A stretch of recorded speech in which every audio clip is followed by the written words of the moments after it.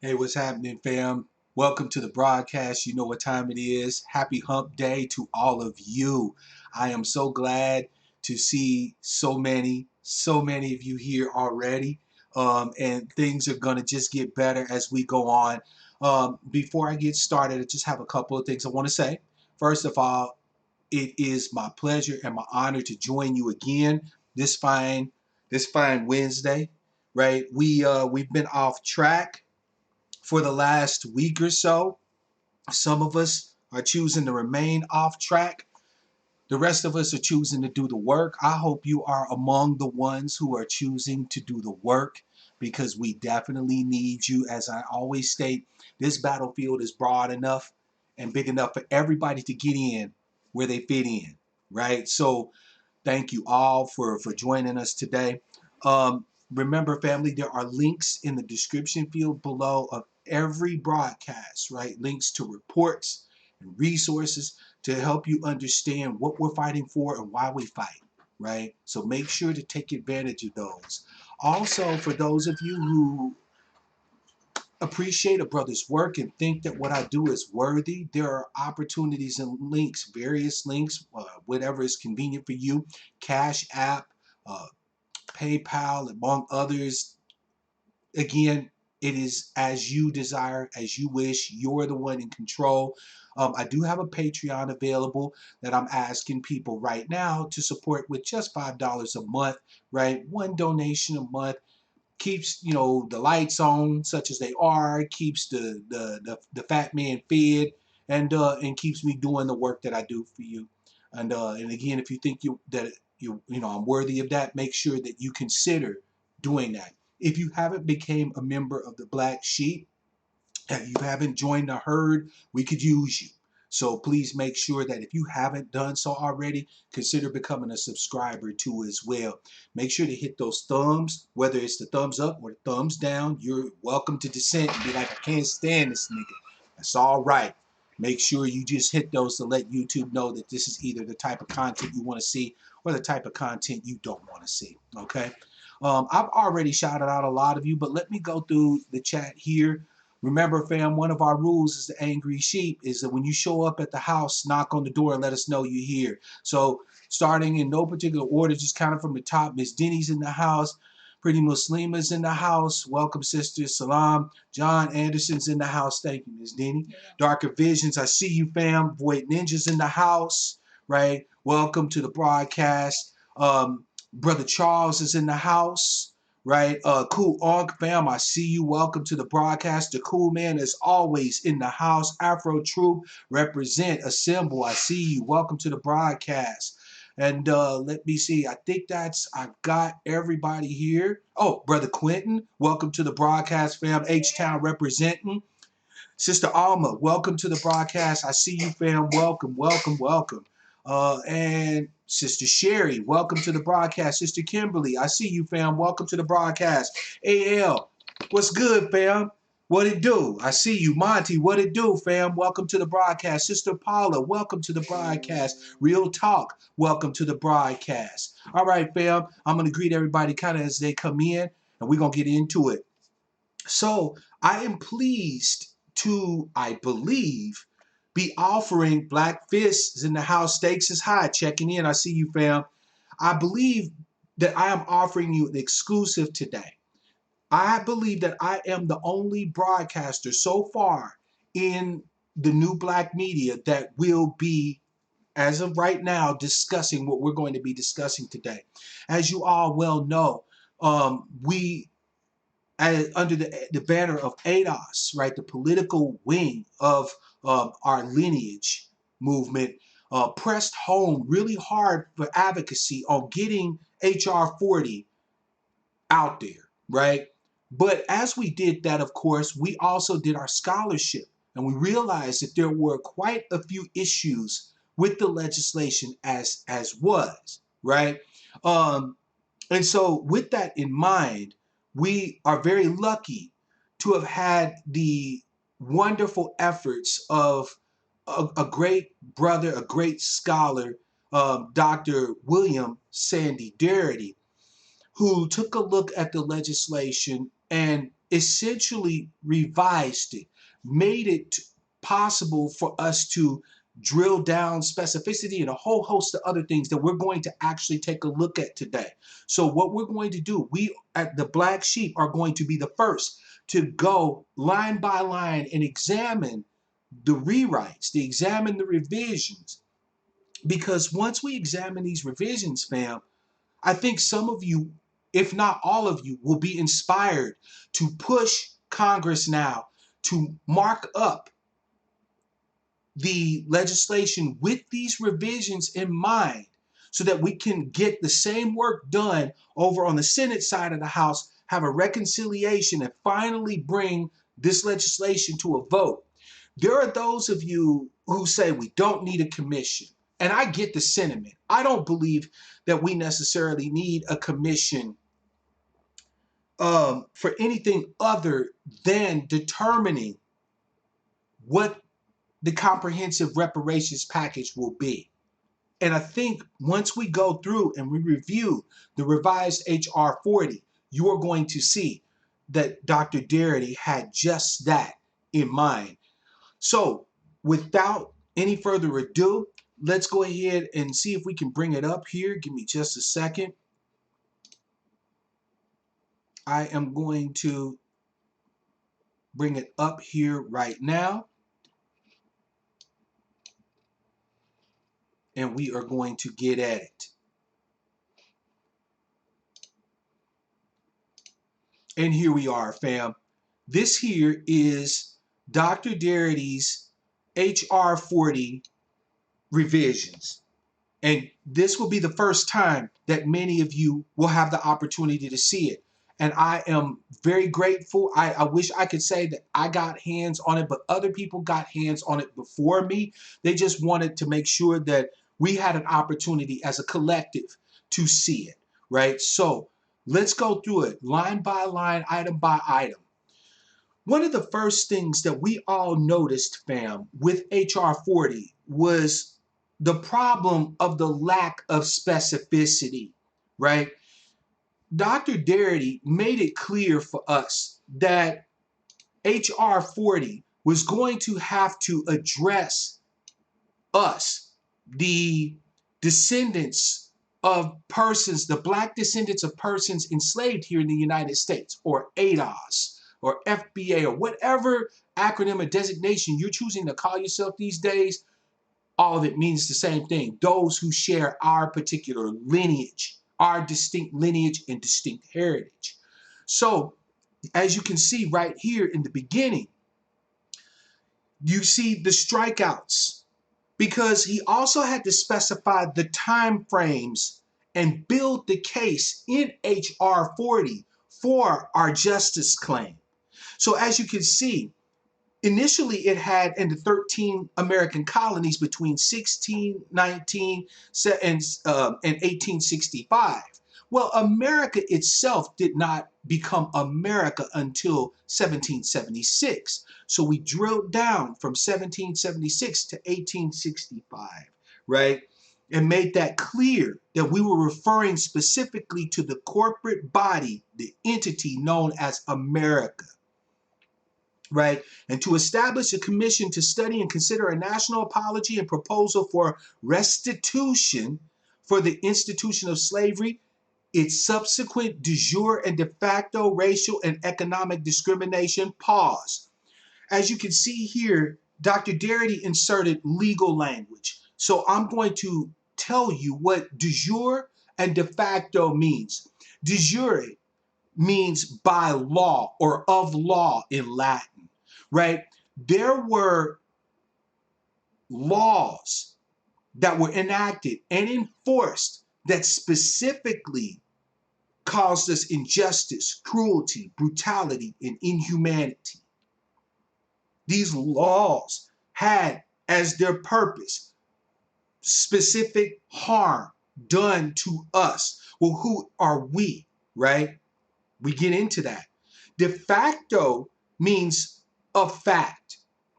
De facto means that even in the absence of specific laws, legislation, institutional practices, and so on and so forth that committed injustices, cruelty, brutality, and inhumanity to us. There were also things that were a part of the culture, a part of how America in general operated.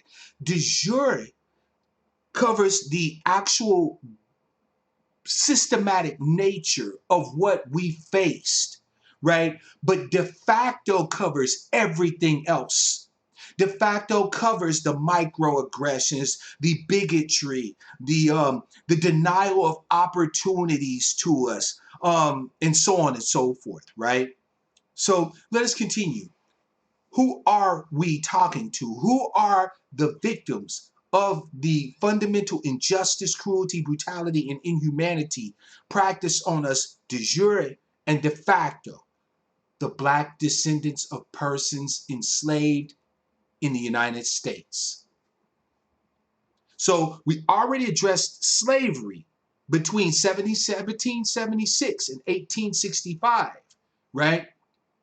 But now Dr. Darity is building further onto our justice claim to cover the period of time that encompassed sharecropping, convict leasing, debt peonage, Jim Crow, and so on and so forth.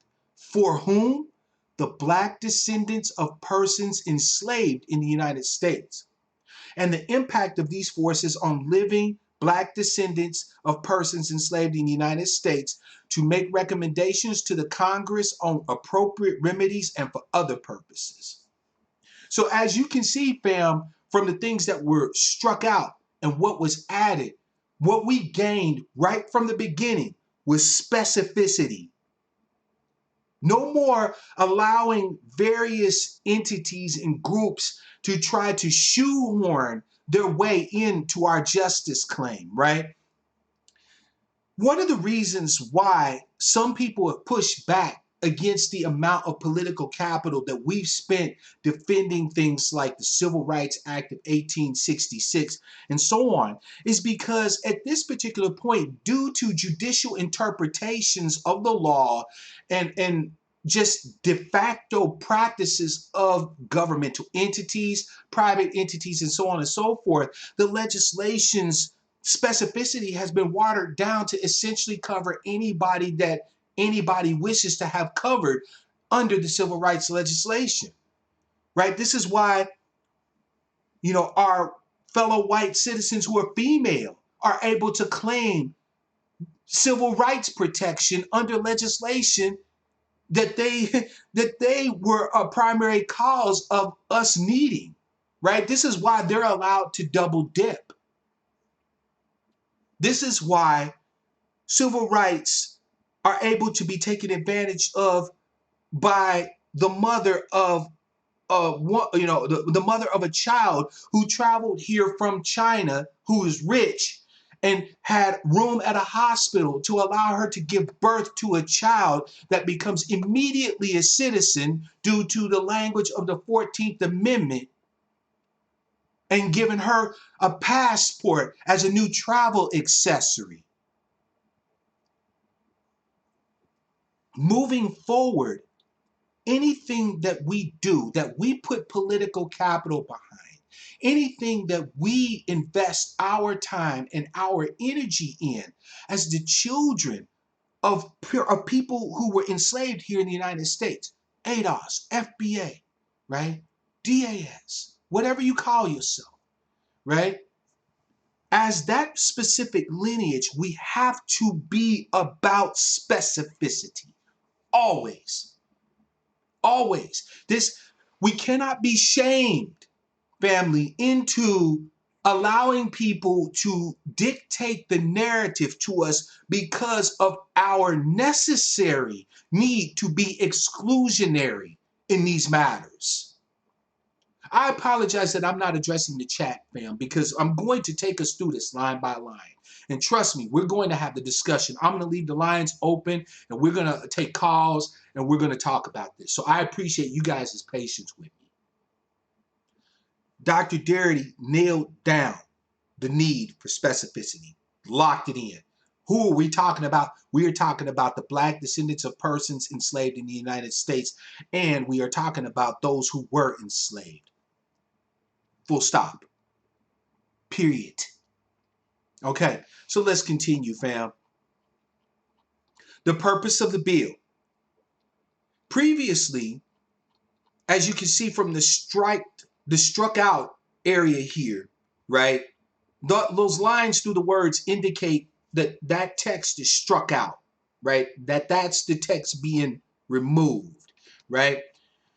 This is the new introduction of this bill to address the fundamental injustice, cruelty, and brutality and inhumanity of slavery in the United States between 1776 and 1865, to establish a commission to study and consider a national apology and proposal for restitution for the institution of slavery, its subsequent de jure and de facto racial and economic discrimination against black descendants of persons enslaved in the United States, and the impact of those forces on living black descendants of persons enslaved in the United States, and to make recommendations to the Congress on appropriate remedies and for other purposes, right? This is exactly what this says, fam.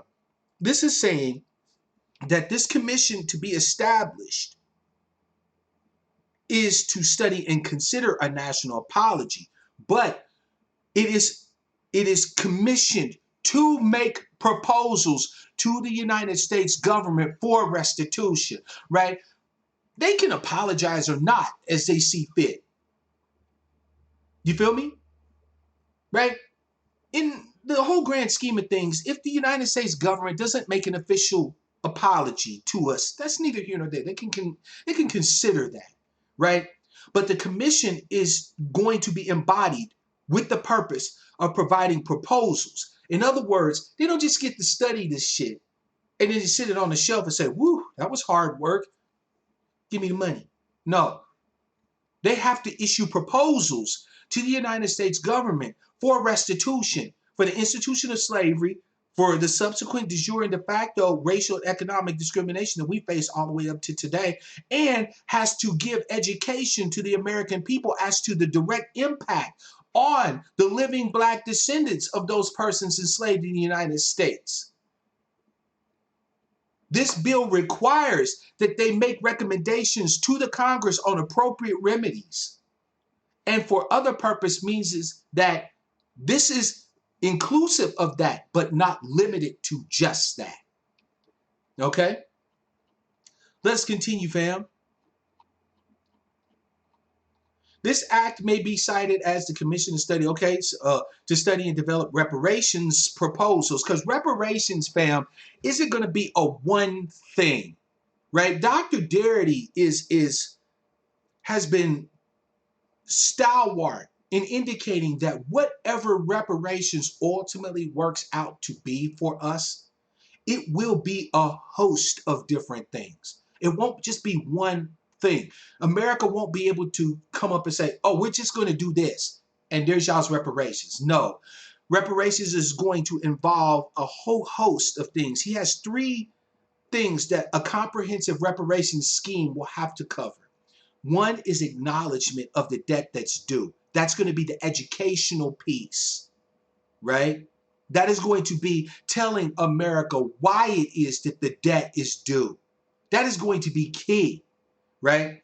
And then the actual repair itself, right? The different remedies, the different remediative and restorative tools that are going to be done, right? The actual meat and potatoes of reparations. And then finally, closure. At some point, the descendants of those who were enslaved here in America, are going to have to say, this constitutes adequate payment of the debt. And we would release our justice claim on the United States at that point. You feel me? All right. So let's get into section 2 here.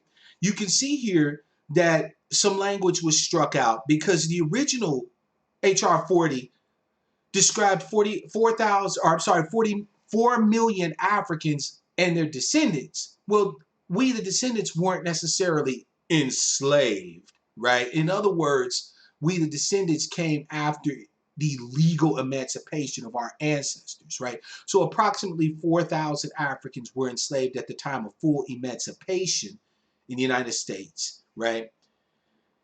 It also acknowledges that the institution of slavery was constitutionally and statutorily sanctioned by the government in the United States from 1776 to 1865.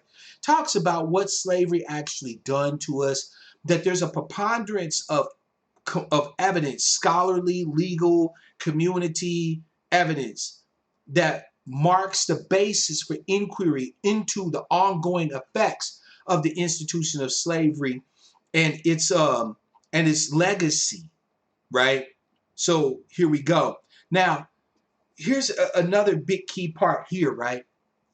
In subsection 5, it says, following the abolition of slavery, the United States government at the federal, state, and local levels continued to perpetuate, condone, and often profit from practices that continued to brutalize and disadvantage African Americans, including exploitative sharecropping, a series of white massacres that destroyed or appropriated black property and took black lives, and the use of blacks for involuntary medical experimentation, convict leasing, Jim Crow, redlining, unequal education, and disproportionate unfair treatment at the hands of the criminal justice system, and so on, right? Dr. Darity builds the case for our justice claim, not just covering the period of enslavement, but addressing the lingering, systematic, and institutionalized, in other words, the de jure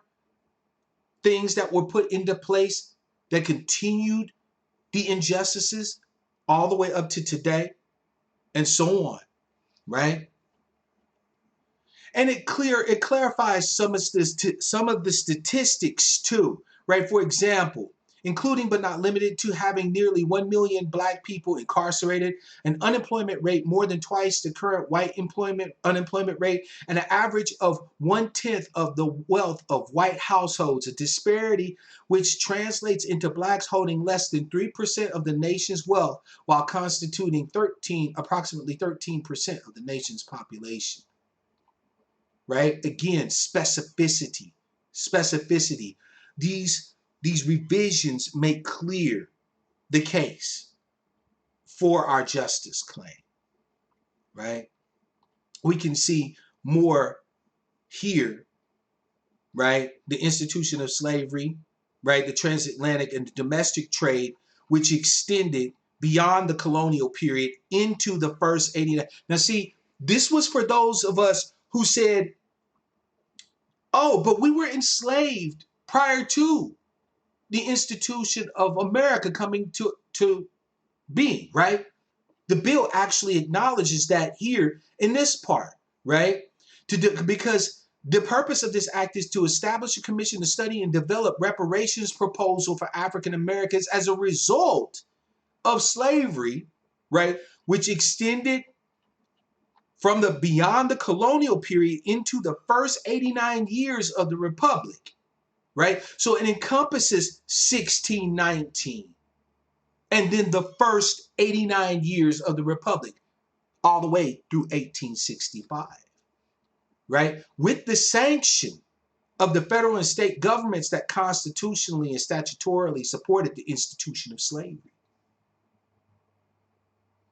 Again, talking about the legal, institutional, systematic, and also the social capital piece, right? The de facto, the social issues, the social stuff that we were denied based off of discrimination and so on and so forth against the freed slaves and their descendants from the end of the Civil War to the present. The persistent negative effects of the institution of slavery and the discrimination described in the preceding paragraphs. Oh, and this one's huge. The role of Northern complicity in and economic gain from the Southern-based institution of slavery. This is amazing to me, family, because think about how often we have these topics, when we have these discussions, and we engage with our fellow white citizens, How many of them try to tell us, well, hey, my grandfather fought the Civil War, to free your people and so on and so forth? Well, yes, but if he lived in the North, he was most likely part of a system, both de facto and de jure, that was complicit and actually gained from what the South was doing. This is key, right?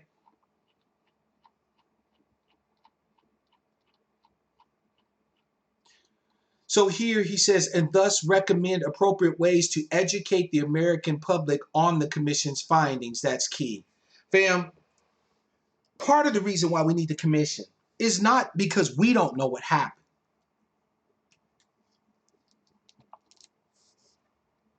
A comprehensive reparations scheme, we are going to have to find a way to eliminate the lies, to get rid of the bullshit, right? Right now in schools, fam, you actually have book manufacturers who are publishing textbooks for our children who call our ancestors forced migrants.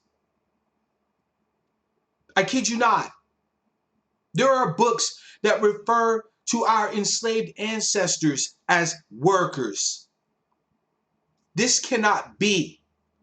Part of what's needed to occur under a comprehensive reparations scheme is an official documented history of what exactly happened from the colonial period all the way through the founding of the Republic and for the first 89 years of the Republic of the United States of America, as well as the lingering, persistent, negative, ongoing, de jure, and de facto effects of us being the children of those enslaved ancestors. And here, recommending appropriate remedies in consideration of the Commission's findings on the matters described in 1, 2, 3, 4, 5, and 6, and to submit to the Congress the result of such examination together with such recommendations. Here it talks about the establishment of the Commission.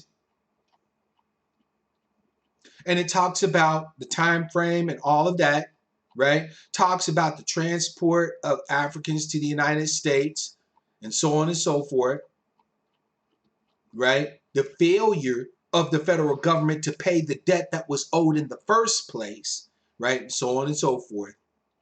And that's it. Now, fam, as you all will know, originally HR 40 had all this language and verbiage that gave the president 3 slots on the commission and the Speaker of the House 3 slots on the commission, and then the goddamn president pro tempore and the official thumb sucker of Congress a slot on the commission, and so on and so forth. And then finally it got around to giving a few slots to us Negroes, right? You notice that in the revised version, it just establishes a commission, meaning that the commission can be made up by authoritative sources, economists, psychologists, you know, political uh, political scientists, doctors, like actual medical doctors, right? Some of the information that needs to come out about the de jure and de facto ongoing, persistent, lingering injuries and harms that we have suffered as the children of those who were enslaved here in America involve medicine. We have to talk about the practice of using enslaved women to develop the science of gynecology. We have to talk about the practices of learning about the operation of germs and diseases by allowing our bodies to remain infected, such as the Tuskegee experiment and so on and so forth. We need actual medical doctors on this commission to detail and lay out the specific harms that we suffered being medically experimented on, right? the use unauthorized of our sister Henrietta Lack's entire damn genome. These are things that need to be discussed. And these are things that we need to have put in the official record as part of our justice claim. No more stacking the deck to try to make the commission be as much in favor of the government as possible. No, this commission, as stated under Dr. Darity's revised version of H.R. 40, is a commission that will be instituted and set up with the people in mind. Sure, the politicos will have a say. They have to. They'll have a seat at the table. But H.R. 40, like August said, H.R. 40 as it now stacks the deck in the government's favor. Let's see here. We're making a claim against the government. So everybody that gets to determine the validity of our claim against the government and determine the appropriate response and recompense and remediation is also the government. That's like saying, okay, the rats ate our cheese. So the ones who get to determine how our cheese is returned to us are going to be more rats. It doesn't make sense, fam. It doesn't make any sense at all. So before I open up the phone lines, because I wanted to just keep this short and sweet, fam. By the way, if you appreciate what I'm doing right now, or if you have a specific comment that you'd like to say, hit that super chat and let me know what it is, right? Before I open up the lines, let's review, fam, what is going to be needed as far as the next steps go. Right now, we need to get H.R. 40 through its markup. And we, the ones who are doing the work, right? Not the partisans, not the crazy folk, social media beef and so on and so forth, but those of us who are actually boots on the ground, organizing organically in our respective communities to harness our political capital, need to make an emphasis on ensuring that Dr. Darity's revisions are the ones that move forward. Because this finally empowers H.R. 40 to actually do something on our behalf. It requires the government to make commissions, to set up a commission to actually make recommendations to the United States government as to what constitutes appropriate recompense, appropriate restitution for the crimes, the injustices, the brutality, the cruelties visited upon us, both systematically, institutionally, legally, as well as by custom. We have more work to do, fam. We don't have time for back and forth bullshit. We don't have time for discussion with people who don't support our aims or our goals. We don't need to be going back and forth sniping with immigrants, fam. We don't need to be going back and forth and sniping with detractors. I actually have a link to the updated revisions here. Give me a second. I'll actually pop that link into the chat.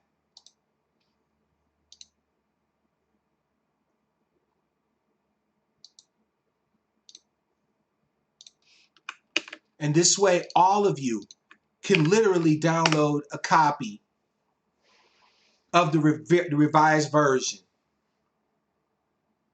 H.R. 40 as it stands, fam, all of you who are saying H.R. 40 is a joke, H.R. 40 is a stall tactic, and so on and so forth. By the way, fam, if you're not following me on Twitter, follow me on Twitter at Black Outcast.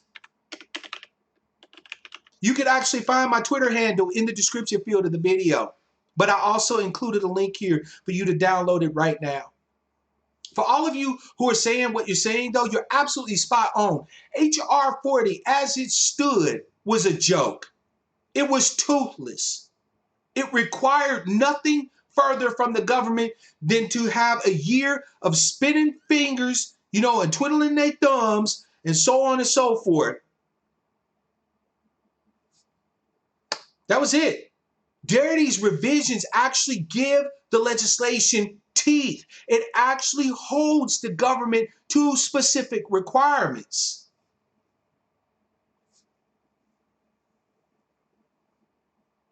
It's as simple as that, fam. So what we're going to be discussing when you call in today is your opinions on HR 40 previously, the revisions that we now are aware of that Dr. Darity has done. And not to mention the fact that I'm going to demand something from those of you who call in that I've not demanded before. We are solution-based here as Angry Black Sheep. I would like to hear from you what political strategies that you see that we should be looking at moving forward. We don't have to agree or disagree. Let's have some brainstorming going on, right? Let us start putting out our ideas as to what needs to be done moving forward, not just with HR 40, although we should keep our discussion primarily on HR 40. But I also want to get a sense from you moving forward what you think our strategy should be. All right?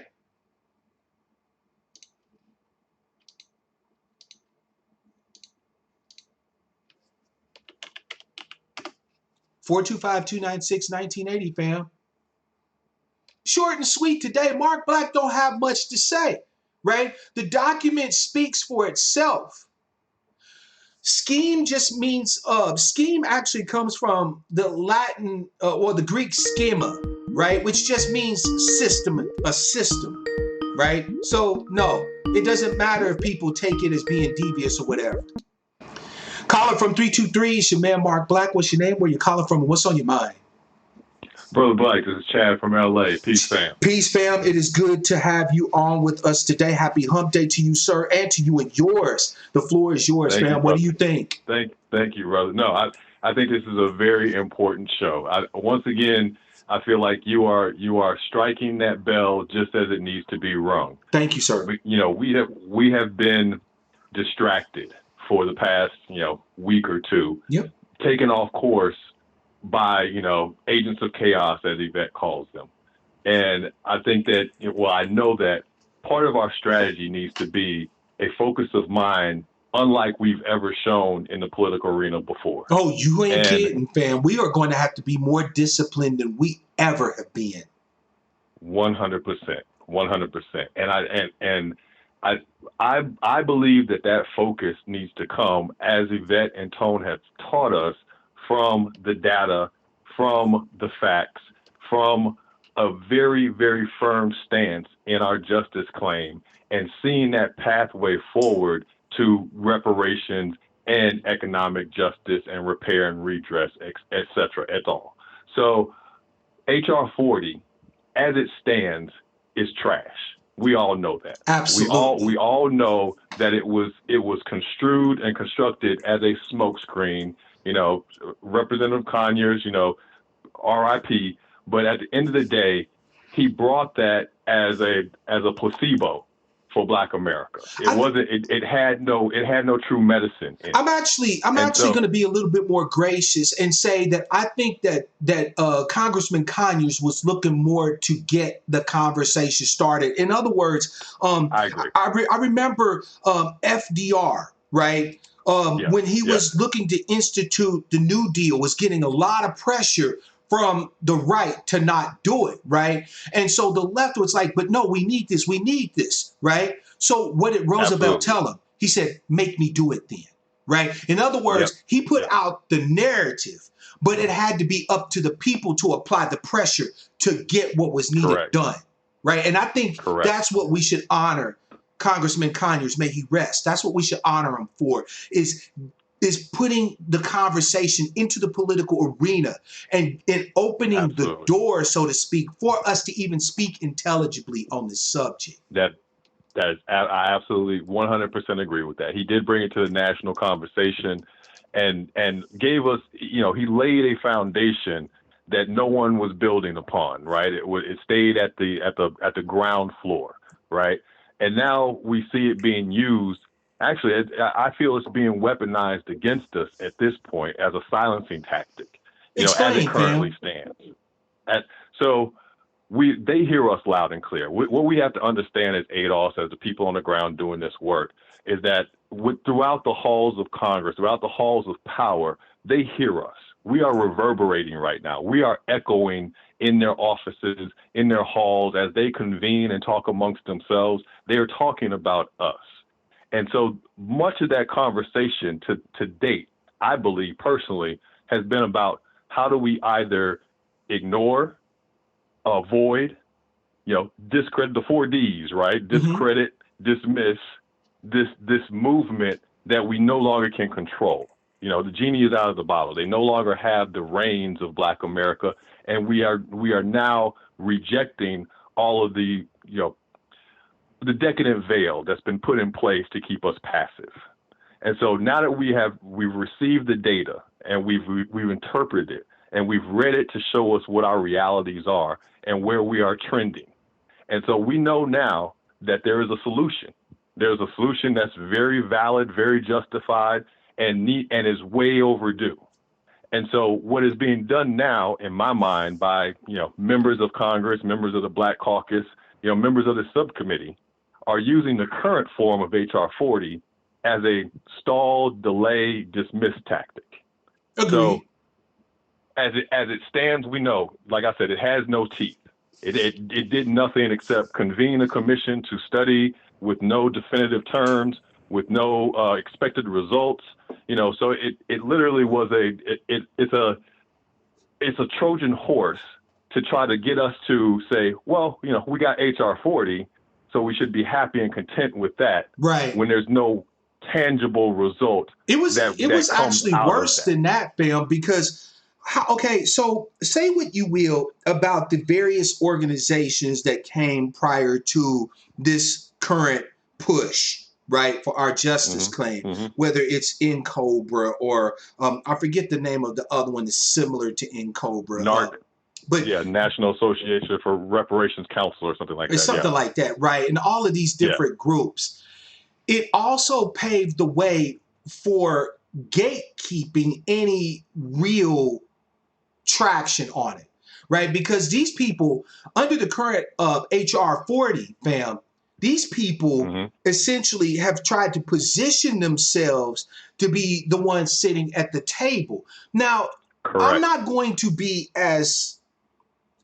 I'm not going to necessarily assume malice and say that their only goal is to have a seat at the table and that's it. In other words, that they are looking to just kind of grift off of the fact that they now become those who speak on behalf of our justice claim. I don't want to go that far, but if it walks Mm-hmm. like a duck and it talks like a duck, what is it, right? Like let's be Yeah. frank. So it not only set up the ability to kind of stall, or to be more precise, forestall us Yes. advocating for Yes. more, right? But it also allowed them to put in position gatekeepers who they then can mark with the government imprimatur as the sole voices that are allowed to Yes. speak on what is our justice claim, what constitutes a comprehensive reparations scheme. Does that make sense, fam? Absolutely. No, absolutely. I think you nailed it. I think you 100% nailed it. And I'm probably a little more cynical than you are, Brother Black. Well, Because I try to be because gracious where I can be. I mean, it's people make it difficult sometimes, but that's my road to hoe. You know what I mean? So exactly. That'd make it extremely difficult. I agree with you there. So so I think that what you're touching on today with Darity's edits, he went into this bill that was feckless, that had no teeth, that had no tangible results out of it, and he wrote into it a pathway to real reparation, to real repair. And so we have to understand that part of what we are doing as ADOS is we are working within a system to change it from the inside out. And that's exactly what we're doing with HR 40. it was an imperfect vehicle coming to us, but it's one that we can take and we can rehab and we can change and form into our own that can carry us to the end goal. Agreed. And we have to see it that way, and we have to make sure that it's clear to those who are now sitting on subcommittees. And I wanted to also point out that we have to understand that the Democrats, despite everything that they will tell us to the contrary, sit in certain positions of power. One Yes. of which being on this subcommittee where HR 40 currently sits. The Democrats have a majority in that subcommittee. That's and correct. It's being led by Democrats. So we have to stop letting them, as you say, forestall us and let them know that we understand they currently have the power to get this rewrite done, to get this bill into the markup session that it needs to go into. Absolutely. But we also have to see that part of what's happening is we're now approaching congressional recess. And so they are banking on the fact that they're going to go into recess, nothing being done on HR 40, come back in the new year, and maybe ADOS has faded. Maybe we've forgotten what our mission and what we were trying to do, right? As the holiday malaise overtakes some of us. Yeah. So we need to be pressuring right now members of this subcommittee each and every day to let them know we see you. We see you sitting here with a bill that has 119 co-sponsors, the most co-sponsors it's ever had in its 34 decades. Like 30 plus years of being introduced. Exactly. That's because of us. That's because of our advocacy and what we've been doing, the boots on the ground, the nonpartisans, as you say, that have been pressuring these congressional people to sign on. And asking the tough questions about why haven't you signed on? What is the holdup, right? That type of energy needs to continue and sustain. Not only through the end of this year. Up. This is now. You thought the work or the advocacy we were doing before was important. Absolutely. Now is when the rubber meets the road. Now we're going to be able to separate the goats from the sheep, right? This is where the advocacy really needs to get in, right? If you say that you're about the work, right? If you say that you're about pressing home this debt and putting paid to it, the greatest justice claim ever in the history of the world, right? If you say that's what you're on board for, damn it, this is the time to do the work right now. Absolutely. And I think that, again, I'm very much a believer in timing and how things are lined up. And if we look at this in its totality, we see that what happened over the past couple of weeks was that, we culled the herd to a certain extent. We had some great momentum and some people who were pushing us forward who might necessarily not have been completely in the boat with us, right? They were 1 foot in, 1 foot out. I won't say that. I'm sorry. I know that, and this is a kind of a side piece, right? And so I appreciate you addressing it because, we're going to always, have that discussion, right? Mm-hmm. I find what happened over the last week or so to be troubling in more ways than many of us are expressing, because what I see, I found is slightly different than what most others. As you well know, fam, I have been on board with ADOS, the movement, right, so to speak, since the beginning, right? This whole channel, with the exception of a few pet pieces of things that I care about, has been all ADOS advocacy, right?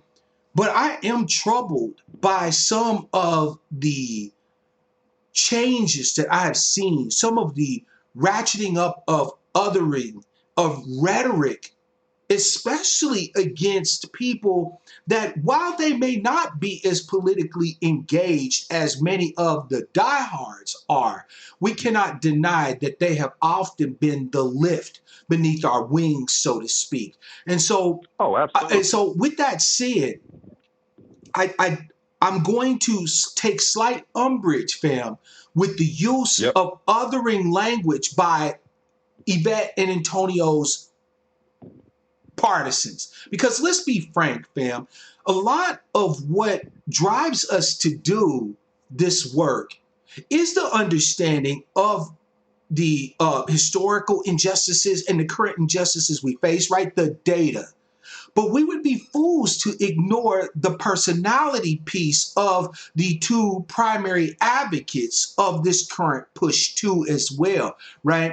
What I argue is that in spite of our desire to uplift those personalities, right, to protect them from denigration and so on and so forth, we cannot let our devotion overshadow the need to do the work. And when some of the rhetoric, like, basically this FBA ADOS set tripping that we've seen over the last Mm-hmm. week, when you see that rhetoric from people that ostensibly should know better, in other words, we who have been in the trenches doing this work should have already developed enough discipline, enough emotional and mental wherewithal to simply just let FBA kind of do what it's doing, right? And give people Absolutely. the option to get in where they fit in.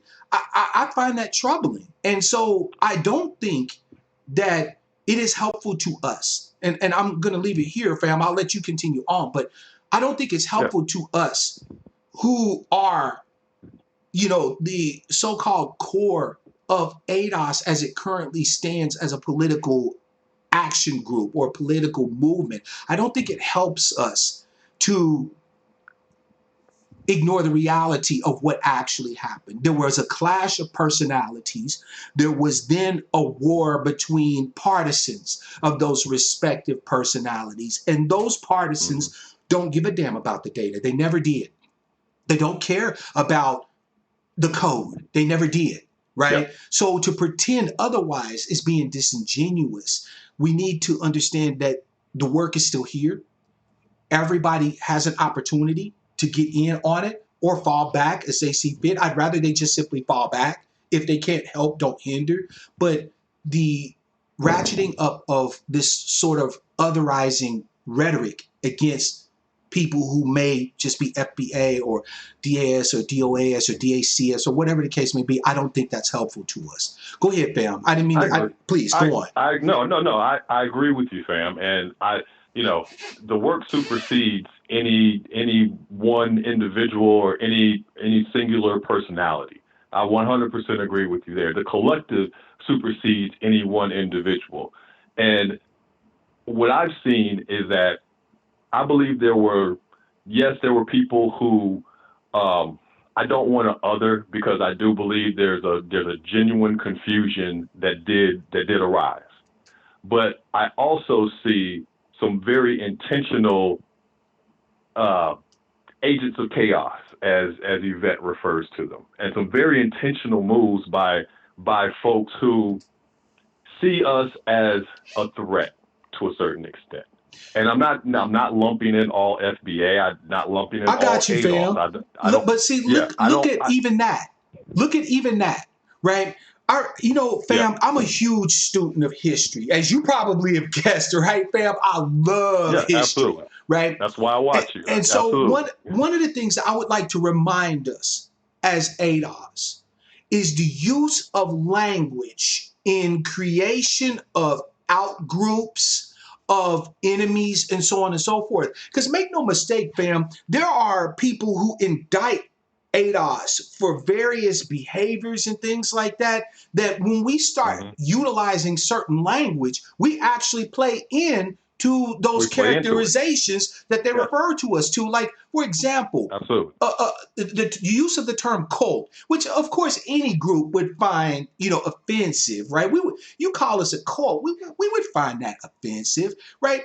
But then to start taking on some of the practices of people who are in cults, such as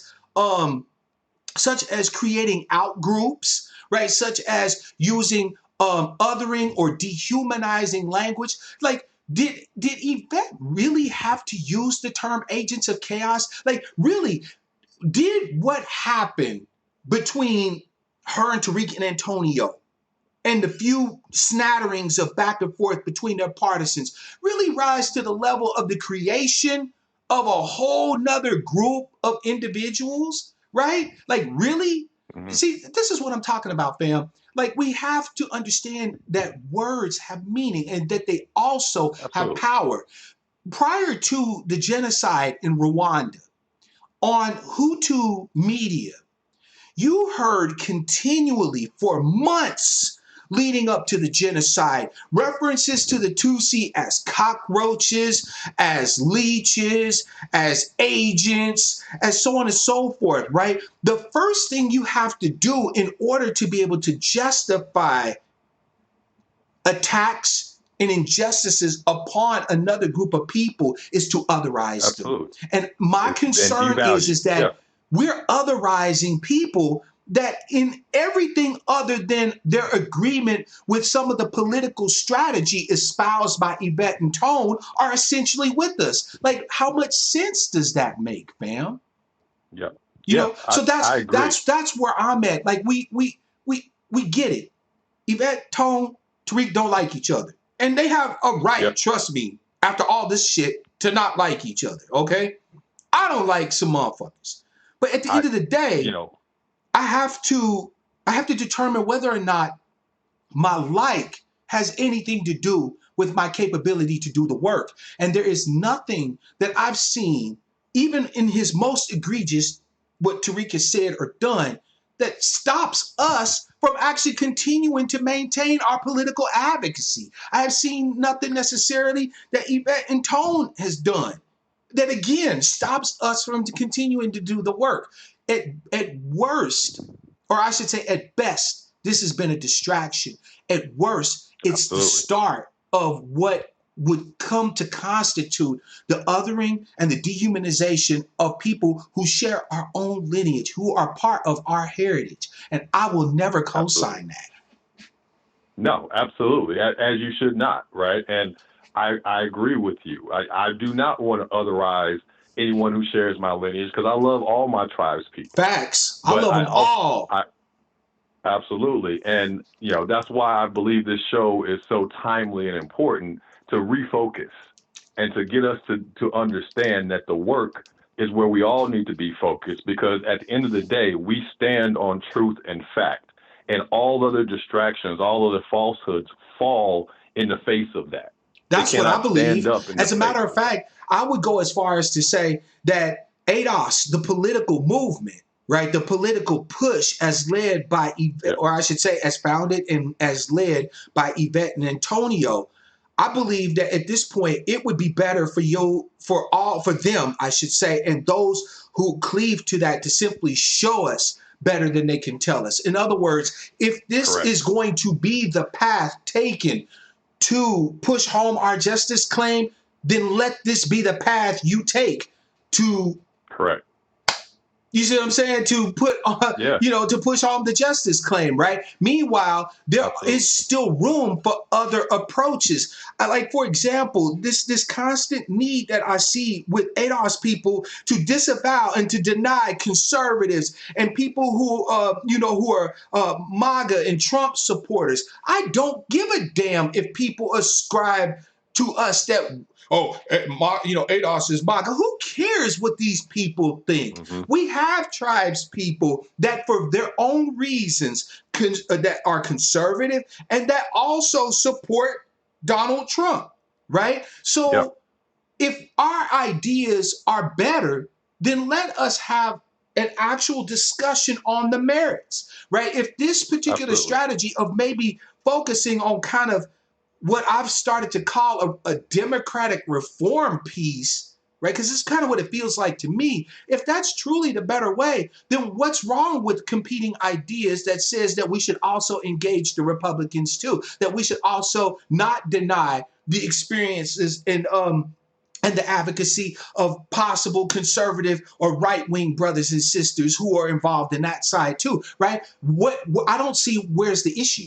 Like, why does it matter if Yeah, some people say, "Oh, you're MAGA because some of you support Trump"? So, they're going to call us worse names before it's all said and done if we're doing this damn thing right. So why do we Yeah, care? and I think and I think you touched on it right there because we've spent years getting politically educated, and I thank Yvette and Tone for that, all the time, just for that political education. Now it's time for us to get politically mature. And we need to stop looking. I keep saying this. This is not going to be a kumbaya movement. This is not going to be everyone on the same accord marching to the same, lockstep forward. We are going to have competing ideas. We're going to have, but steel sharpens steel. And if we all have that end goal in mind, if we all are in this for the right reasons, in this for the true reasons of restitution and repair for our people, specifically for our people, I'm fine having a debate over strategic ideas, having a debate over what is the best vessel for us to reach the goal. I'm fine with that. I think that only makes us stronger because we have brilliant minds among us on all sides of the aisle. So I 100% agree with you, but I think that as a people, we have to get to a point where we stop looking for the approval of both internally and externally. We have to understand that politics, as Yvette said, is an exchange. Not only is it an exchange, it's a business exchange. And as you know, we don't always like the people we do business with, and you don't have to, right? You only have to know that that person has something that you want and you have something they want. And then you can deal with it. If a white supremacist has my reparations and is ready to give it to me, guess what? We can do business together. Absolutely. I don't have to like you, and you don't have to like me, but you will respect me. And when we do business, you will be fair with me in that transaction because I'm going to come to you from a position of power. So we have to, I think as a people, we have to mature politically. We're educated, but I think that we have to mature to the point where we understand that this is not a popularity contest. This is not an approval rating that we're seeking. What we're seeking is justice. And justice doesn't care if you like it or not. It just is. It's just. And so as we go along this path and as we continue to educate and bring others on board, and I 100% I engage with people honestly and openly until they show you that they're not engaging openly and honestly, right? I think that's perfectly valid because there are people who are out there who just want to see the whole thing burn. But the thing is that how easy is it to ignore those folk, right? Most of the people that we've been going back and forth with, even FBA, ADOS, so on and so forth, most of these people they're not legislators. They're not people who can move anything forward, right? At the best, they're influencers or being influenced by an influencer, right? Like the whole damn thing was just a great damn distraction. Yeah, absolutely. I 100% agree, which is why I appreciate you bringing us back to focus and bringing us back to center. Well, I'm glad, HR 40 stands at the center of what we are trying to accomplish. See, what we have to understand is that this bill has reached heights it's never been at before. It was a farce, but we did have a congressional hearing on this that had media coverage. It became part of the national conversation. And Absolutely. Knowing that we now have, and here's where we might dissect just a little, we might diverge just a little bit, because I believe that we have been, as a people, voting overwhelmingly Democrat for the past, 5 decades or so, right? Since almost 60 years, right? Yeah, exactly. So we firmly have the Democratic Party by the neck. We are the base of this party, and that's where our power lies. We can squeeze the neck, and as I said on Twitter, we can squeeze their necks until they choke on DACA and cough up reparations. I love it, fam. The thing is I don't disagree with you, not at all. I think that to a certain extent, the Dems, at the very least, we should be demanding a hearing from them, if nothing else, right? That should be just a 100%. given. And the fact that it has not been a given is the height of disrespect, and which is why we need to be coming Absolutely. down on them like a ton of bricks. Come down on them hard. The only place where Absolutely. we differ is that regardless of what we have seen currently, let me pop the link in the chat, by the way. Sorry. There's a link to the revised HR 40 Afro Troop. But regardless of what we have seen from Black conservatives, Black right-wingers, and so on and so forth up to now, it is different now that we have ADOS on the scene, right? I'll be honest, I never was particularly a damn Democrat partisan, right? Neither was I. I've never voted Democrat, ever. I've never voted Republican, but I've never voted Democrat. So entreaties to me, to tell me to support Democrats when I never supported them in the first place, right? When I found everything that Democrats has done since I became politically active to be antithetical to my interests is never going to be an argument that sways me. Now, even though I have traditionally voted mostly third party, I think that as I become more politically mature, I understand that regardless of my dream of having access to, say, the Greens or someone else, in fact, we're going to have to deal with one of two parties, the Democrats or the Republicans. Now, correct. Wouldn't you rather have politically activated and educated ADOS who are able to frame our interests to Republicans in a way that they have never seen from Black people? Right? Absolutely. Or we sit there and just simply wait on the Democrats. Like, no, I'm with you, fam. I'm with you that we need to press them.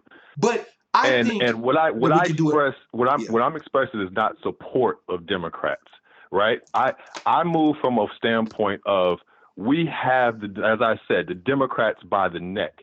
And so I'm not going to release my grasp on them to chase someone who I don't have that same type of hold on. I'm going to squeeze them until they pop.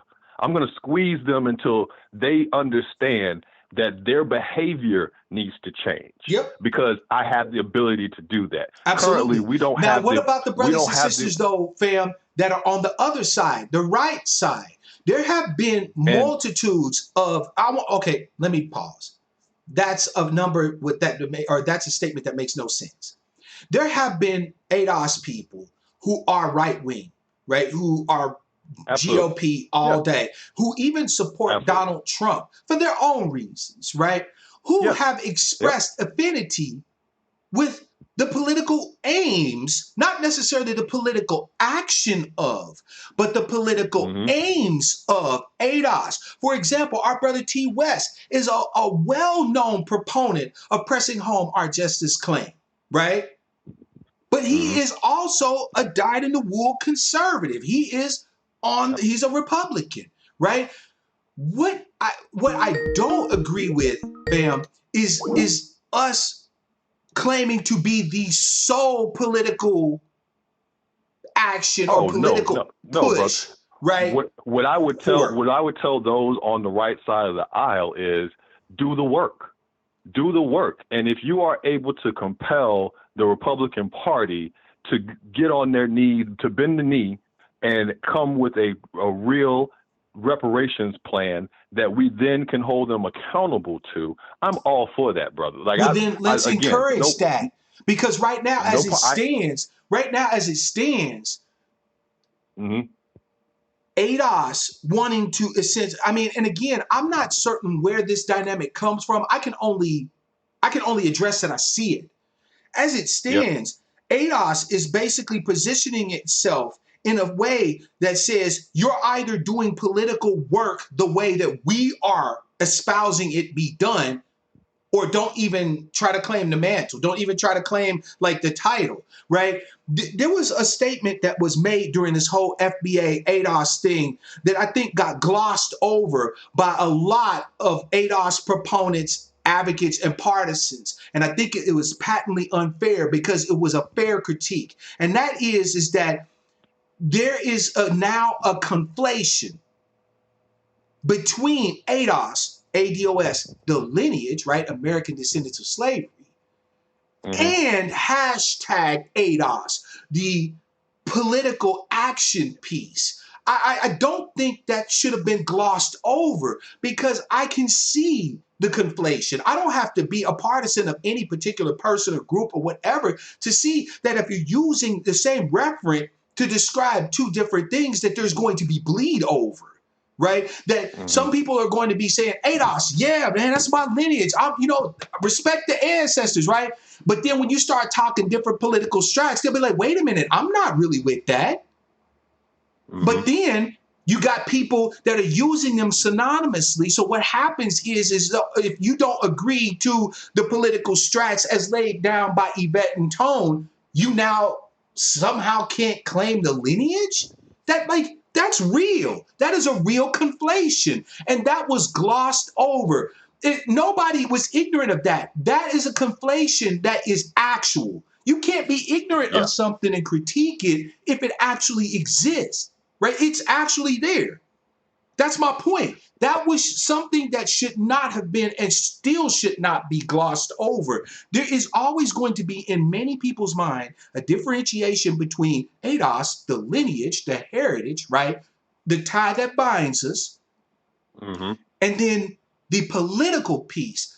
I don't think that it is necessarily right, in my opinion. I'm a nobody, right? So y'all Yeah. can turn Mark Black off and be like, whatever, that fool tripping, right? But in my humble opinion, I don't think that it's necessarily beneficial to conflate the same use of the term to describe both the lineage as well as a political movement. Because whether we like to admit it or not, there are going to be a multitude of routes that we will need to take in order to press home this justice claim.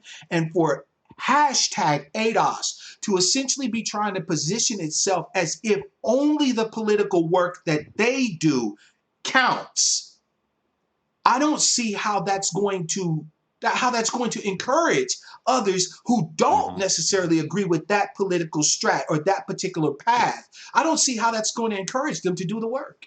And how I would describe it, brother, is ADOS is absolutely lineage. We all understand that. And when you claim that lineage, it comes with a certain cost, right? Mm-hmm. That we're always talking about, the accrued disadvantages, rooted within the institution of slavery, and the 150 years of state-sanctioned segregation and oppression that followed. Yes. So claiming the lineage and then saying that is somehow extracted out of the justice claim is where I have trouble.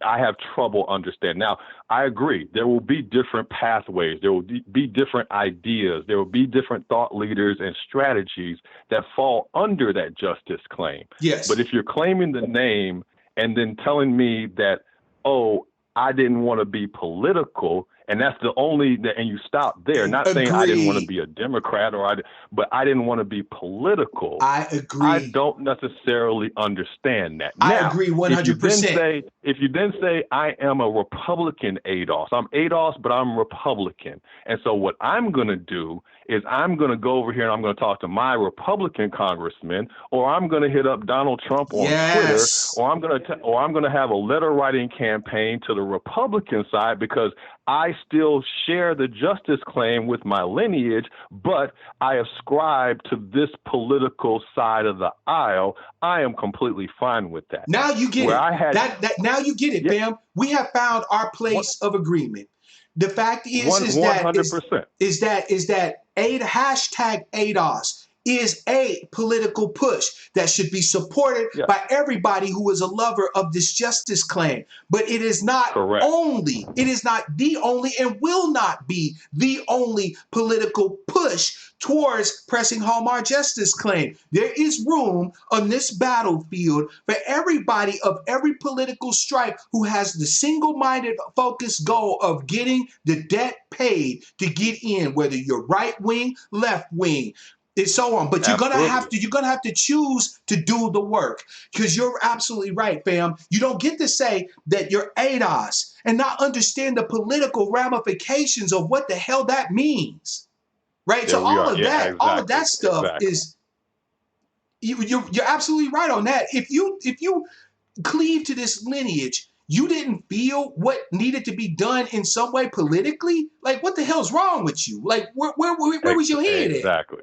So yeah, I Exactly. absolutely agree with you on that one, fam.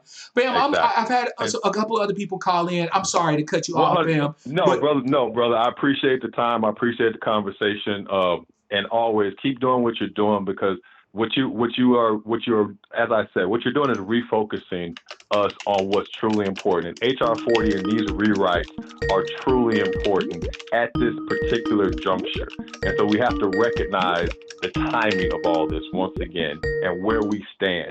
And this is the correct time for these revisions, for us to pressure the subcommittee, for us to pressure the House, for us to pressure the Congressional Black Caucus, and for us to pressure for our Republican brothers and sisters on that side of the aisle too, because they also sit within the halls of power. So absolutely, brother. Thank you again for the time. my pleasure as Peace unto you. always. Peace to the chat. I love all y'all. Just keep on fighting. Thank you, sir. I appreciate it. Great call from Brother Chad as always. Fam, I want Warrior to call in, because Warrior's been arguing why we necessarily need to essentially disavow right wingers, conservatives, and so on and so forth. Fam, I want you to call in. I want us to actually have a discussion. I don't want there to be any let us have a discussion on the merits, on the ideas, right? Because I think I know, or at least I'd like to think I know what's driving what you're saying.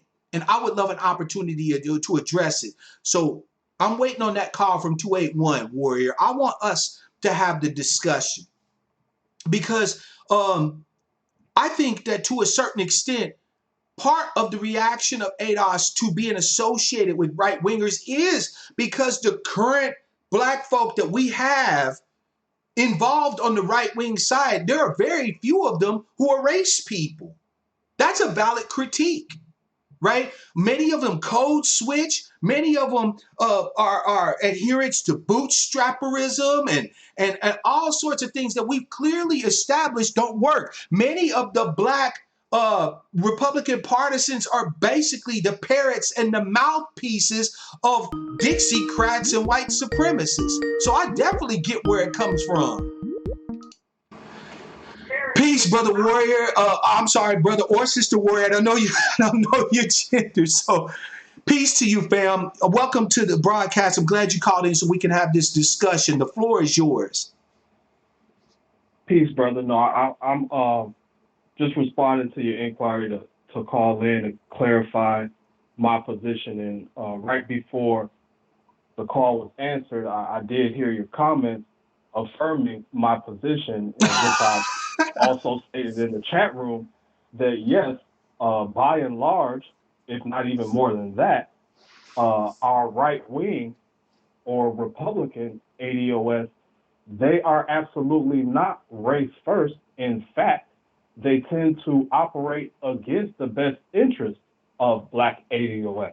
I would And we all know, I absolutely don't have to go through agree. the list of names of them. You have, whether it's Sheriff Clark, whether it's Justice Jesse Lee Clarence Thomas, Peterson. and yes, We and can. I these, mean, the well, list goes on and on. Larry Elder, right? Like, we can sit here and and these name are, off bootlicks and all of that all day and these long. are your, and these are exactly, these are not your run of the mill Negroes that are out just running off at the mouth. These are brothers and some sisters who are in positions of power. Now, wait, now hold on a second, Warrior, because now that I've addressed what I think is the core of your objection, right? Allow me to present a case, if you will, right? There are many of us who are who share our lineage, right? Many of us who are the children of the descendant, the enslaved ancestors here in America, right? Who, because we thought we could get political advocacy via the Democrats, have rode on what we essentially consider a crazy train, right? We don't like a lot of the hyper sensitivity, trigger warnings, the complete atomization of every group into identity politics and so on and so forth while neglecting us, right? We don't truck with some of the positions that they've taken socially on forcing acceptance rather than tolerance on people and so on and so forth. As a matter of fact, your brother Mark Black is one. Now, I have never voted for Democrats for precisely that reason. I am what you would call a fiscal progressive, but I am a social conservative. I actually have more in line with the stated, not necessarily always honored, but the stated positions socially of the right wing or the conservatives than I do the Democrats. Now, I am a race man. I am ADOS, right? And I claim the name. If we were to cultivate brothers and sisters like me who were willing to put in that work over there against the efforts of the bootlicks and the butter biscuit chasers and the code switchers to be race people, but who were able to speak to Republicans in a language that they understand, what then would be the problem with embracing those brothers and sisters as a part of the political push too as well? There would be no problem with that, Brother Mark. And before I finish responding Mhm. to what you just stated, let me divert briefly to the chat. Family, if whenever I am making remarks about the Democrats, or if ever I or anyone else are making remarks about the Republican Party, please do not necessarily assume that the dichotomy is the opposite party, such that we get this knee-jerk reaction every single time. Well, the Democrats don't love us, or if someone says the Democrats don't love, well, the Republicans don't love us either. We already know that. We are already past that. We already know the Democrats are not race first. We already know the Republicans are not race first. Such that anytime someone is criticizing one of those parties, there is no need for anyone to remind us that the other party is the equal opposite. I agree. We already know that. So that all that does is just derail the conversation. The point that's being made can stand on its own merit. We're not talking about the Republicans in relation to the Democratic Party. I'm not talking about our black Republican brothers and sisters in relation to the ones on the left. I'm talking about them on their own, which brings me back to what you were saying, Brother Mark. Essentially, what I'm arguing in the chat room is that our black brothers and sisters on the right, they need their own black first movement within the Republican Party. I couldn't agree more. I could not agree more. I don't think, fam, that asking our conservative Republican brothers and sisters to stand up, to stand up for our lineage first is too much to ask, right? Keep your hold to your ideology, right? If you share the conservative right wing ideology, that's perfectly fine. I have no problem with that. If that is how you kind of see the world or whatever the case may be, that's cool. Just understand that right now, in this moment of great need, your people need more from you if you're going to claim the mantle of being a part of a political party. You don't get the luxury of just claiming partisanship without understanding the ramifications of what being a partisan means. If you are a Democratic partisan, knowing that the Democrats have at best benign neglect for you at this particular point, and at worst an actual antithesis to any real agenda for you, you need to question whether or not you're willing to continue to support that party without extreme pressure, without extreme force from you and everybody that you can influence being delivered upon it. And I would agree that we have every right and we should demand the same from any ADOS tribes person who is also on the right. And same thing goes for our LGBTQ family. Facts. Same thing goes for our atheist family, our Muslim family, our Christian family. There does need to be space for all of our family members.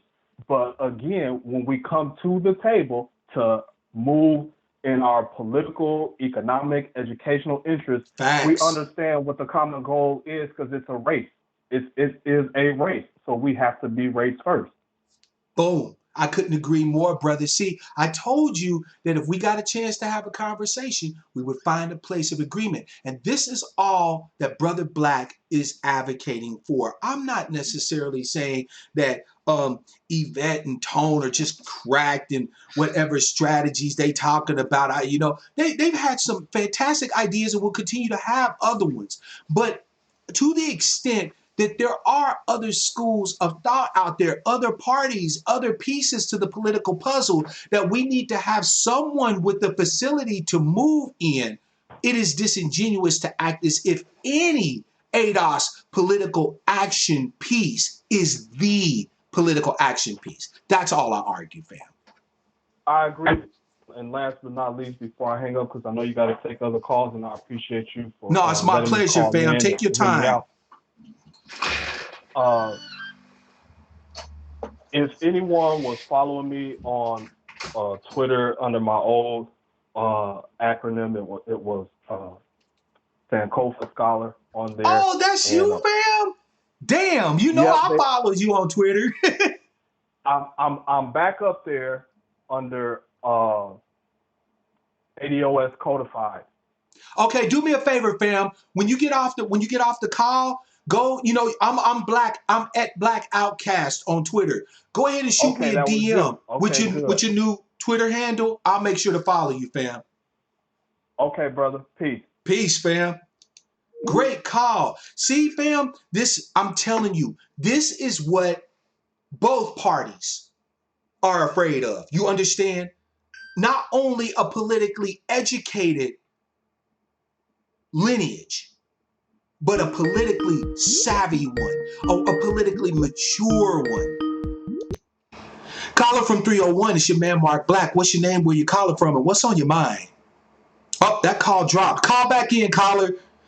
I appreciate it. By the way, I want to give a special thank you to Cool Unk for the super chat. I appreciate you, fam. And also, I want to thank Kanuri for the wonderful donation to tip via Streamlabs. Fam, hit those links.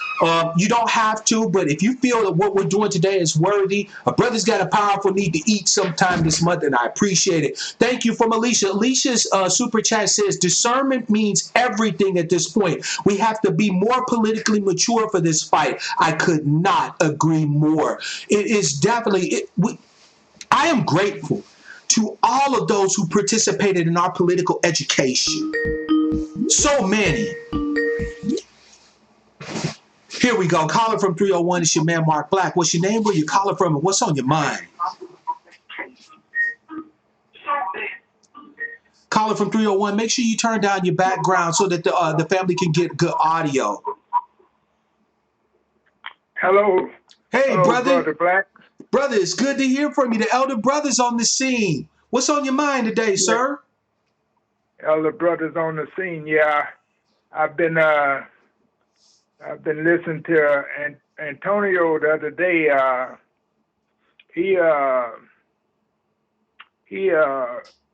said that he had called you and he had apologized to you for mistaking you for Jason Johnson, who is the professor up at Morgan State up in Baltimore. He said he had called and apologized to you. He had mistaken you for elder brother. That wasn't me. I go by Mark Black. My name is Mark Gillespie. But Mark Black is my YouTube moniker. I think you're referring to Brother Jason Black, right? The Black Authority. And I was pleased, by the way, I'm actually not I'm no longer able to see Antonio's tweets. He blocked me. As you guys know, no hate, right? No disrespect, Okay. right? So I Okay. didn't know that occurred, but I'm pleased to hear it. By the way, I want to shout out Okay. Afro Troop. Thank you for the super chat. He said, educate the tribe, Mark.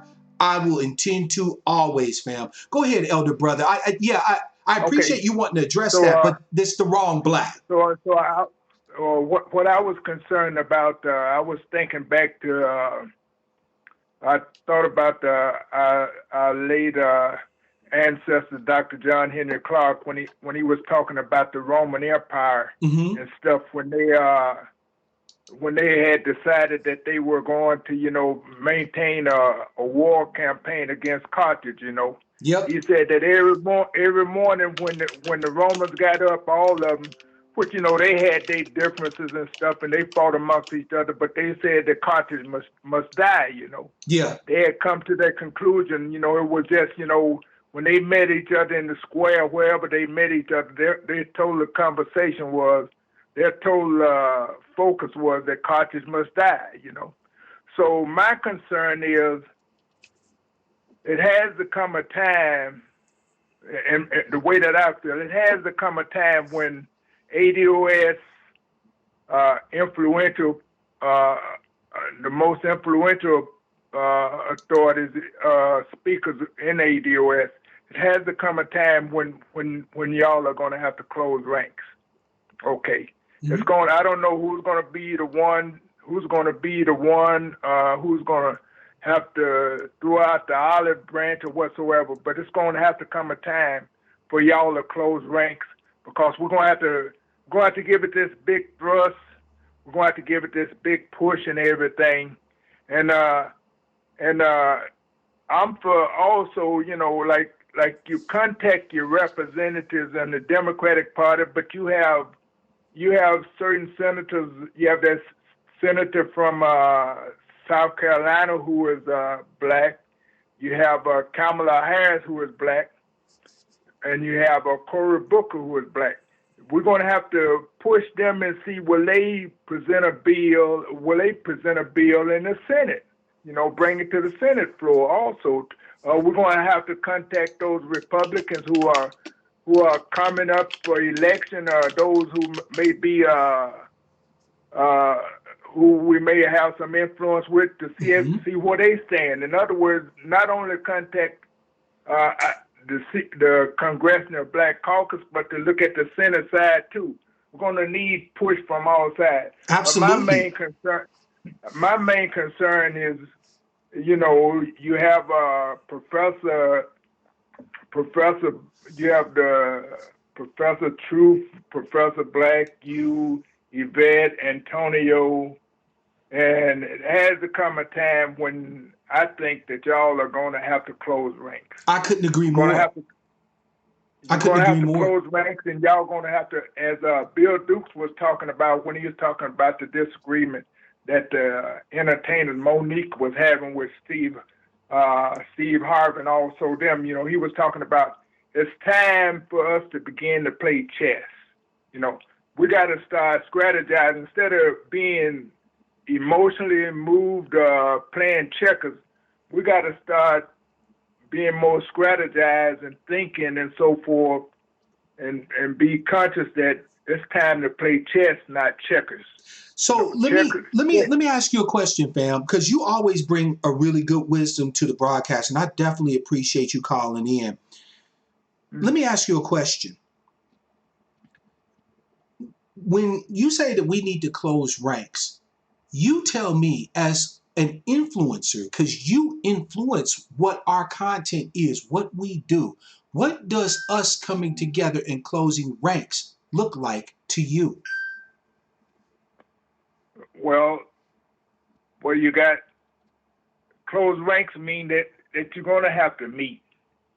You're going to have to agree to. You're going to have to agree to meet. If you never agree to meet, to have a meeting of the minds to discuss, to just lay out.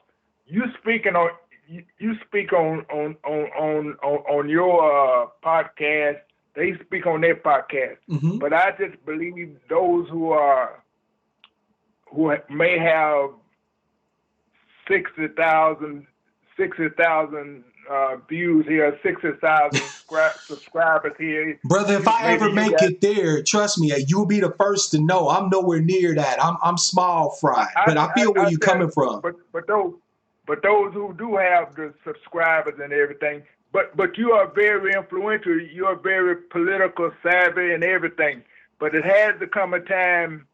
I just feel closing ranks mean that you're gonna have to meet. It's gonna be someone that's gonna have to be able to bring y'all together. I couldn't agree And y'all more. gonna have to meet, and y'all gonna have to get in that room, and it's gonna be heated in that room. It's gonna be debate because y'all have did y'all good with the data and everything. And Dr. Darity need to be in the room. Gonna have to decide, who is to be in that room, and you're gonna have to get in there, and it's gonna be tense. It's gonna be, it's gonna be. But y'all have got to come together, and when y'all come out that room, y'all got to come out there with a strategy and plan and say, this is our big thrust, and this is our big push, and we're gonna make this push, and we're gonna be just like the Romans was. It's reparations. We decide what reparation is. We decide what strategy we're going to use to push for reparation. But y'all going to have a meeting. Absolutely. If y'all don't ever meet and can't get together, Brother, I don't see the reparation movement. Brother, going. I could not agree more. I absolutely could not agree more. As a matter of fact, on my old channel, right? Because this is my new channel, but on my old channel, I actually did a video describing a process by which the new black media could unify essentially and provide content to everybody via one outlet, have a single point of support, and everybody could get in, provide their different points of view, this, that, and the third, but under a unified media platform. I'm all for that. I mean, as a matter of fact, fam, I'm going to be honest with you. As influencers, it is your responsibility to demand that of us, right? I'll be honest. I'm small fry. I would love to be even a fly in the room with these No, great you need to be new in the black room. media broadcasters. But you need to be in the room. You need to be in the room. I appreciate that, room. You need to be in the room. People like Tavis Smiley need to be in the room. People like Dr. West need to be in the room. People like Yvette. People like Dr. Daddy, and so forth. Whomever want to get in that room, need to get in. But we know who are the main influential people and who is really laying out this case for reparation the best. We know that. Of course, on our campaign, on our quest for reparations, we run into a lot of distractions, and then sometime I see that Yvette and Antonio, they'll get distracted by people who might be supporting a white supremacy agenda, and then they have to address that. Yeah. Like this thing with Colin Kaepernick the other day. So where Yvette was calling agents of chaos, she was speaking about Stephen A. Smith. Which was, she disagreed with, she found it that,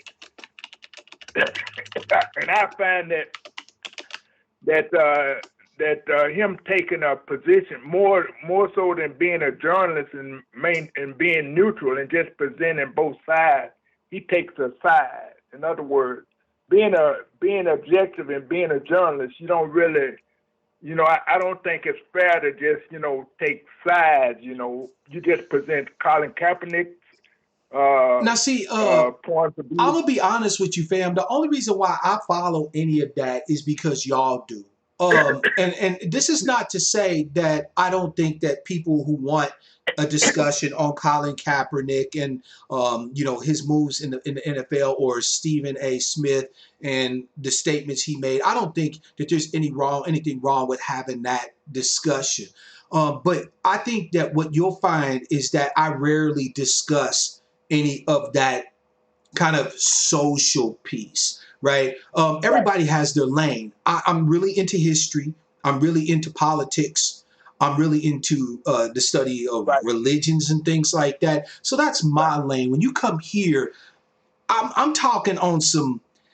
I really don't care necessarily about what Colin Kaepernick is doing or not doing. That's not to say that I don't respect what the brother has done or anything like that. I'm very well aware of what's moving and what's popping. I have to be in order to provide you guys with some of the content that you need. But I'll be honest with you. That's just not necessarily my forte, right? Here, it's all about scholarship. It's about the work. It's about, like, I truly am, fam, the angry black sheep, because a lot of our content in the new black media, or not just the new black media, but just black media in general, is a bunch of entertainment and music and dancing and sports, and that all has its place. I would never disparage anybody from wanting to watch a hair care video or a makeup video or look at their favorite sports team or whatever the case may be, but there has to be room for people like me who are just nerds, policy wonks,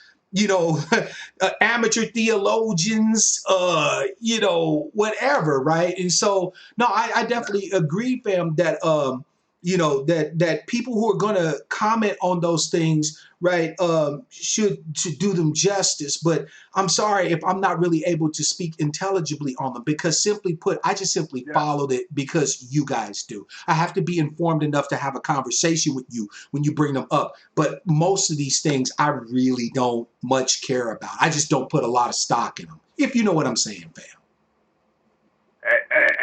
As the Romans,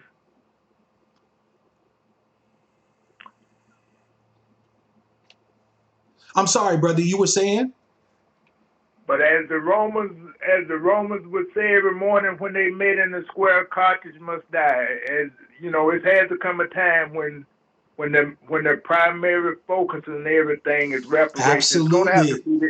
It's gonna have to be destroyed, and all of this entertainment and all of that stuff is gonna have to be put aside. I agree with you. Yep, absolutely. Carthago delenda est.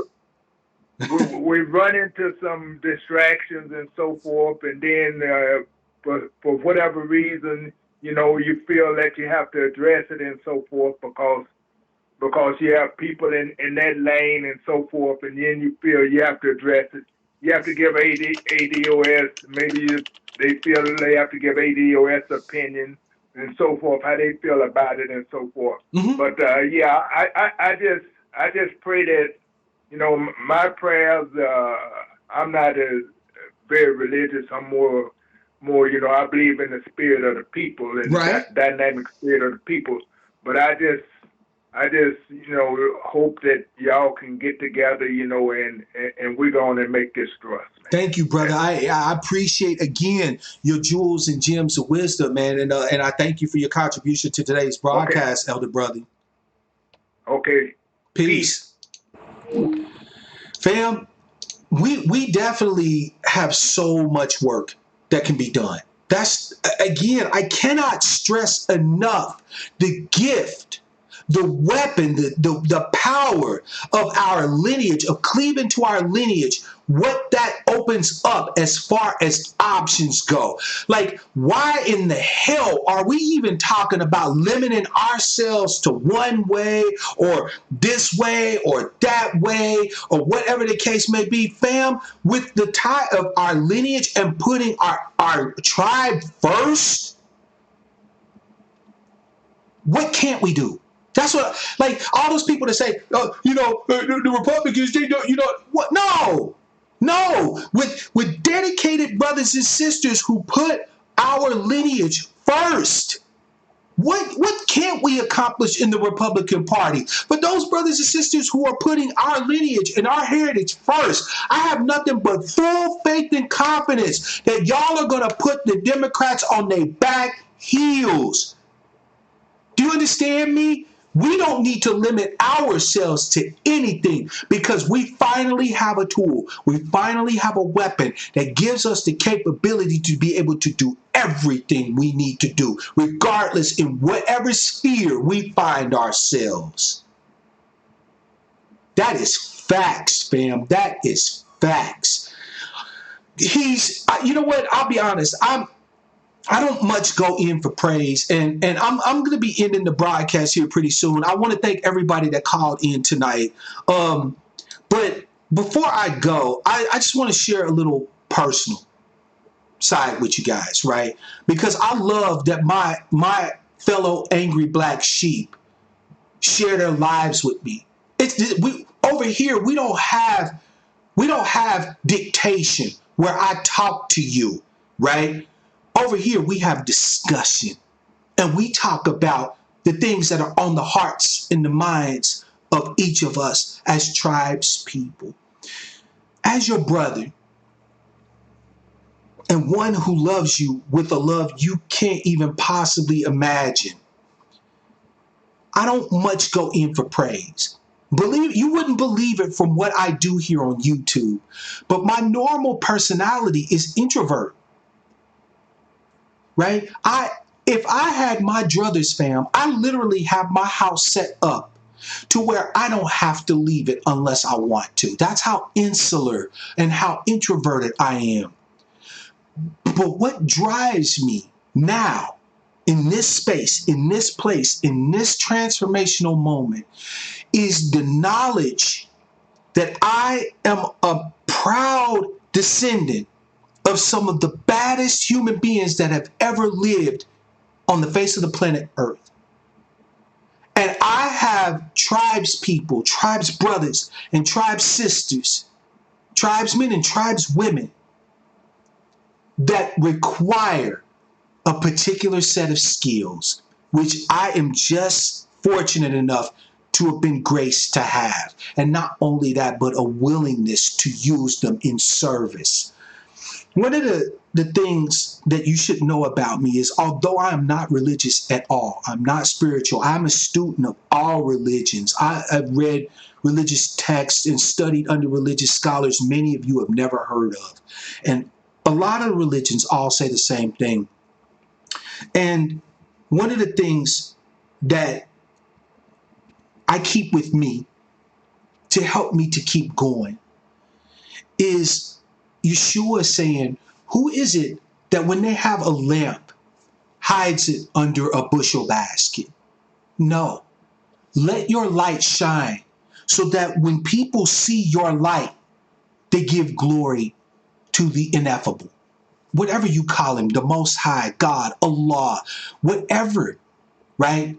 That they look and see something greater than our everyday existence. That drives every bit of my advocacy. The understanding that my ancestors never received justice and they deserve it. They deserved it then and they deserve it now. And who is going to fight for them if not me? But more importantly, we deserve justice. And who is going to fight for it if not me? I'm actually ENTJ, Unsunken One, strangely enough. Right? Deanna Alvarez said, RNC sent out a form asking me specific questions on Trump, the Dems, and what policies I was interested in. Who else got a form like this? I wish I got one. As a matter of fact, fam, I'm already making plans in the new year. This is just my own personal project. But I'm actually making plans to engage the Republican Party here in Washington State. And I'm actually going to start preparing materials, infographics, materials, and presentations to be able to go and start advocating with the Republicans for our justice claim. A race man talking to the other side, the other half, the wolf, right? I intend to go into the wolf's den and fight for my tribe. I am not going to ever sit here and say that those people who are aligned and affiliated with the political push that Yvette and Tone is working out as an embrace. I'm never going to denigrate that. They are my brothers and sisters. I respect every effort that they make towards this justice claim. I, however, will take a different path. I will take a different approach with the same aim, the same goal in mind.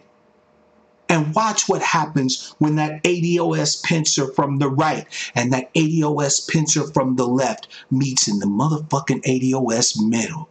Woo! Fam, I'm telling you, y'all ain't seen nothing yet.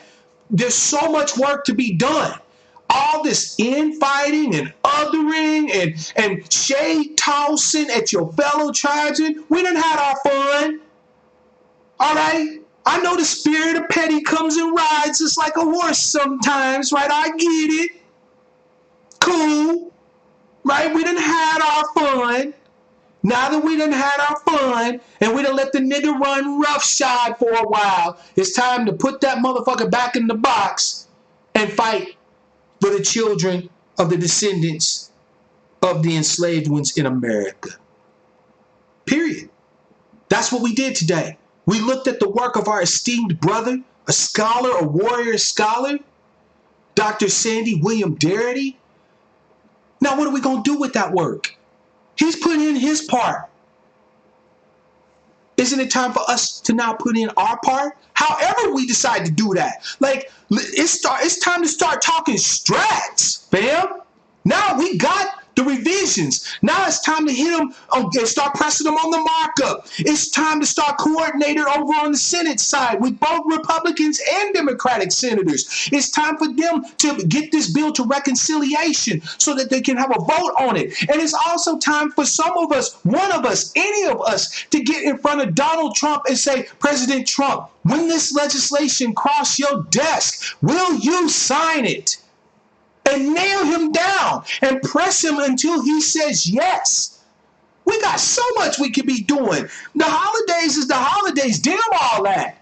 I can have a holiday when we get our due. That's where I'm at. I will be on some Cool in the Gang. Celebrate good times. Come on. We can have our holiday once we get this debt paid. You feel me? we can celebrate then. You feel me? Fam, also, before I go, note, the census is going to allow for people to write in, like, we won't necessarily get to, there won't be a checkbox for ADOS. I'm going to have to do a broadcast on it, but I want to throw it out there. The census will allow for us to break out our ethnic lineage, not just black in 2020. But actually break out our ethnic heritage. We need to have a discussion as to what we're going to call ourselves and this, that, and the third. Because again, some of us think that there's been an improper conflation of ADOS, the lineage with hashtag ADOS, the movement. Some of us say no, so on and so forth. I get it. I think that's a discussion we need to have. And I think we need to have that as tribes people. I think we need to have that with no assumptions of malice, with a willingness to hear all sides, right? And then I think we need to get a game plan for how we're going to operate when that census time comes to make sure that we all stand up and be counted and represent our lineage, right? So, fam, with that said, the Sister Yvette's going to be broadcasting pretty soon. So I know that you guys are going to want to watch. Again, I want to thank everybody who contributed via Super Chat, who contributed via Streamlabs. If you hit my PayPal and I didn't recognize you, I'm recognizing you now. I'm grateful for every single dime, every single penny. I appreciate you find me worthy to share your time, your eyeballs, your hearts, your minds with. I can't thank you enough, fam. I don't go in for praise, but I just hope to continue to remain worthy of your time, respectful of your time, your efforts, your energies. So, fam, I'll be broadcasting come Saturday, right, for Sucker Free Saturday. If you have not already become an Angry Black Sheep, please join us. Hit that subscribe button, right? Hit the thumbs up or the hater button if you hated this broadcast. I love my haters. I don't have haters. I just got friends I ain't made yet, right? And until the next time I see you, fam, until the next time, as always, I want to wish you all love, peace, prosperity, and power, real power to our people.